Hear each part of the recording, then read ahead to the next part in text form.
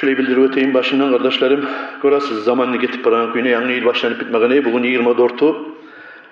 Yangi yıl başlangan ok, birinci gün ok, Racab ayı dağı, Racab ayı, Zuhab ayını gitti 24'u. 24. günü bugün. Mi'raç geçe bola 27. geçesinde. 27. geçesi bizge Novygot geçe, ulu geçedi. Şöyle ilikte bola 26. yanvarda. Tangala koyup birisi gün, kattı gün. Markaja namaz 5'te bola, Allah buyursa.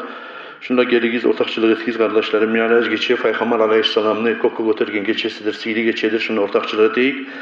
Şu birinci bildirev. İkinci bildirev, Şaban ayı kaçan başlayan iken Şaban ayının rozasını tutma suya Allah'a o bol toktacak 31. yanvar. 31. yanvar Şaban ayının birinci günü. Şolaylıkta Racab ayı bitecek 30 günden 31. yanvarda Şaban ayının birinci gününe Şaban ayı gelip niyet edip tutarız inşallahurrahman.